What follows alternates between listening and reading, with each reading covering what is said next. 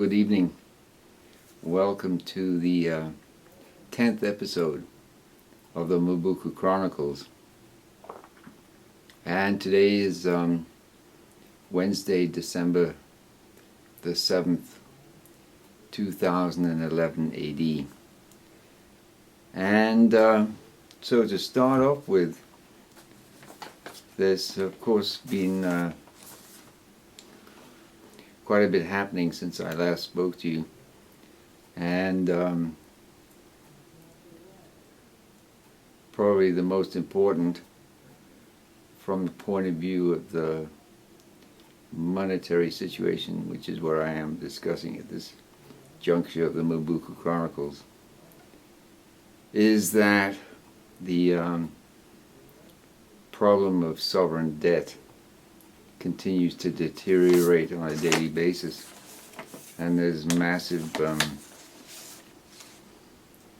efforts, so to speak, to keep the banking system afloat worldwide, especially in Europe and the United States, because this sovereign debt problem is a matter of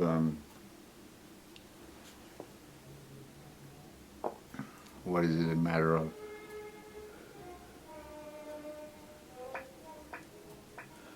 It's a matter of the banks, the usual suspects: J.P. Morgan, Citibank, Wells Fargo, and Bank of America in the United States mainly, having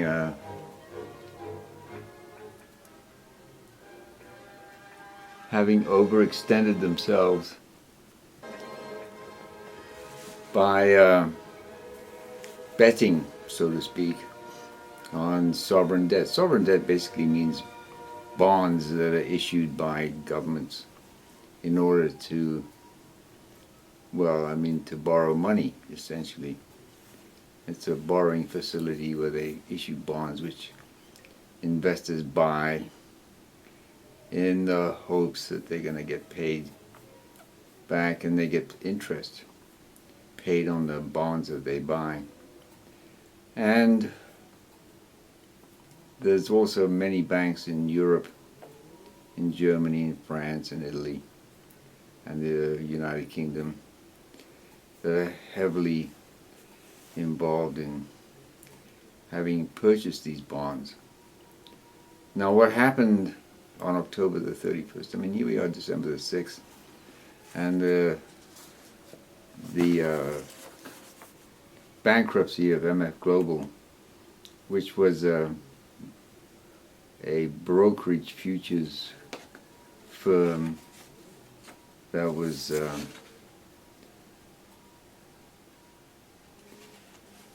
betting heavily on especially Italian bonds, and they doubled down and they just did foolish things, so to speak. Anybody who had been paying attention and had gone to the right sources would have known that Italy was a really bad bet as far as buying their bonds was concerned.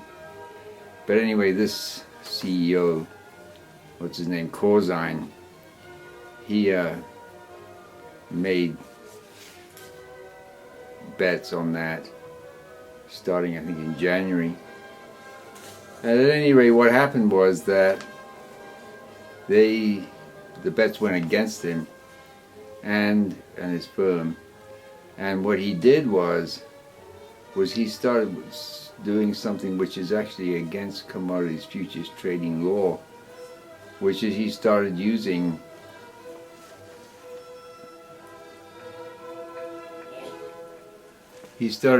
client money. The whole point is that many clients were using the platform provided by MF Global to do their own trading in the futures market, in both gold and silver and currencies and interest rates and whatnot. And the client's money is supposed to be segregated and kept separate from the money that the firm has. But when the bets started going against him, the guy's Corzine. I mean, he was the one that initiated it, and he pushed it. I mean, and you have to remember that his pedigree, such as it is he was the governor of New Jersey, and prior to that he worked for Goldman Sachs, you know, the great vampire squid. Goldman Sachs fundamentally is the U.S. government, I mean, fundamentally, for all practical purposes. And so when you put in a futures order, you buy a futures contract, and the bet goes against you, the bet you made goes against you, what happens is you have to start posting more margin to keep your position alive.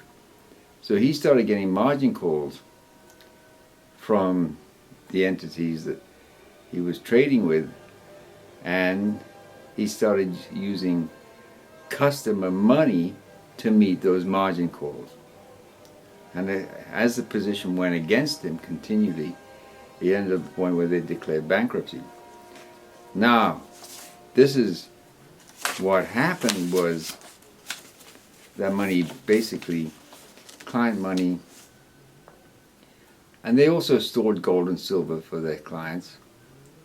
And as I ended last month's episode, I said, if you don't have the gold and silver in your own possession, you simply don't have it, period. I mean, it doesn't matter who you store it with. A third party of any description whatsoever, no matter how safe you may think it is not. Right? So lots of clients lost their positions, they lost their money, and they lost their gold and silver. And it was essentially, the amount of money that was involved was something like $1.2 billion. And anyway, this Corzine is supposed to appear before a Senate or congressional investigative hearing that's taking place tomorrow. And there's no doubt the guy will take the Fifth Amendment and he'll walk away. And he won't be prosecuted because he has friends in high places.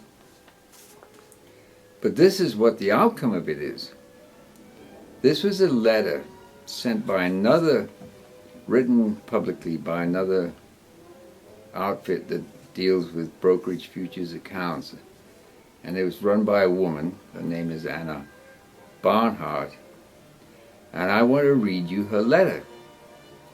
Dear clients, industry colleagues and friends of Barnard Capital Management, it is with regret and unflinching moral certainty that I announce that Barnard Capital Management has ceased operation.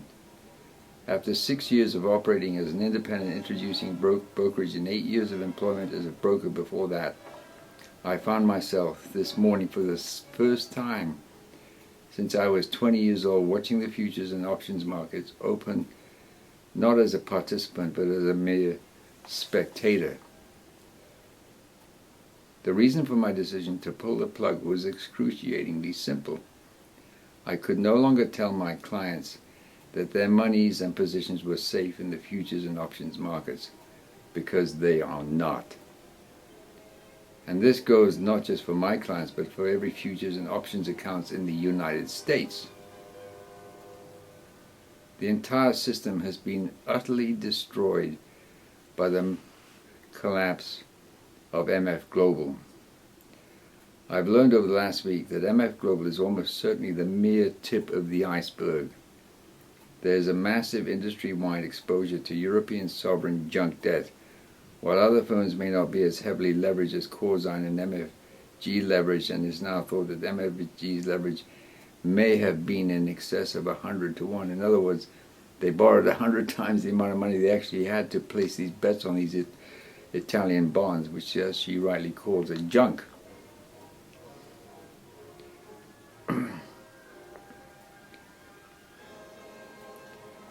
They are still suicidally leveraged and will likely stand massive, unmeetable collateral calls in the coming days and weeks as Europe inevitably collapses, which it is going. I mean, they're having a summit on Friday, and everybody's expecting them to come up with some, plan to save the day, but there's no possibility of doing that.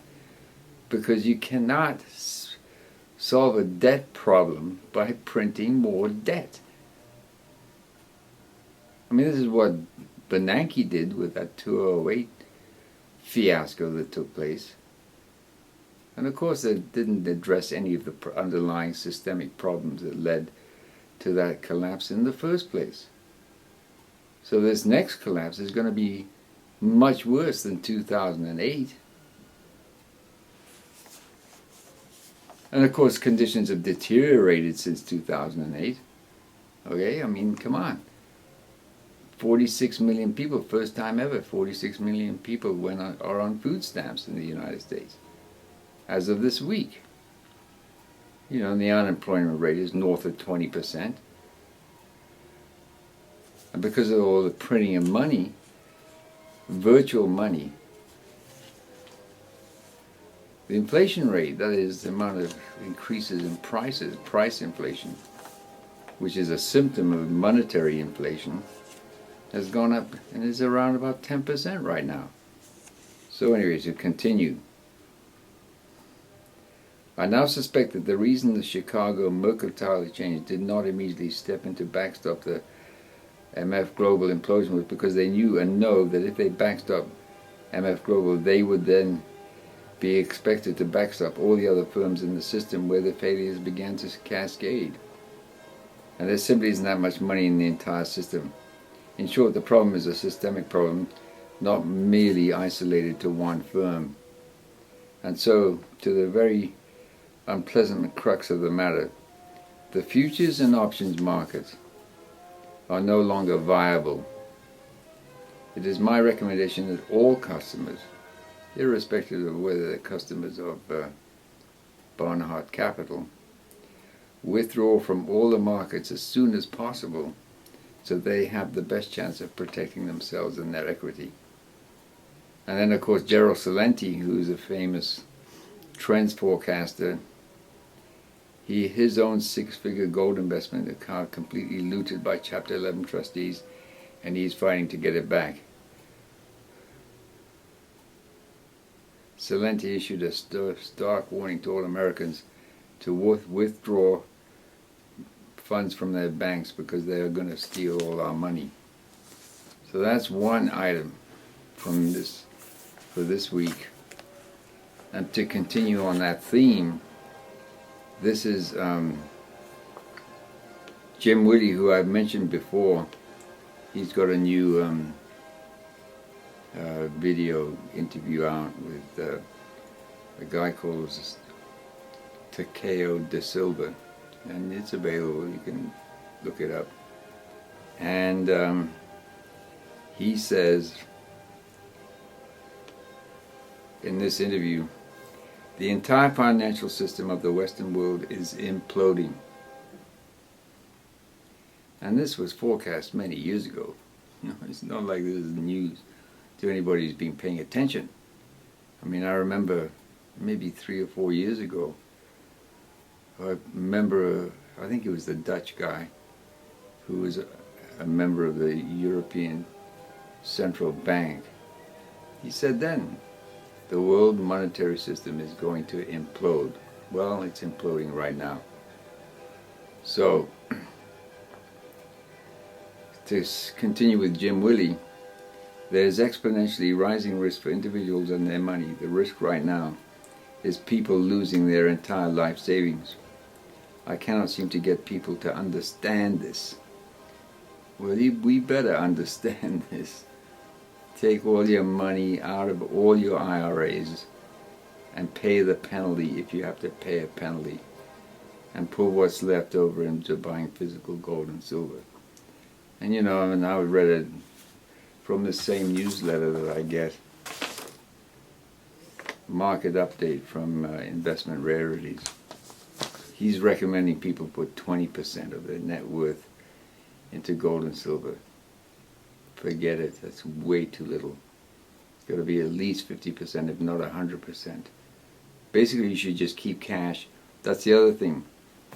Because the fragile state of the banking system, as it is right now, we may get a bank holiday, and this bank holiday means the banking system shuts down temporarily.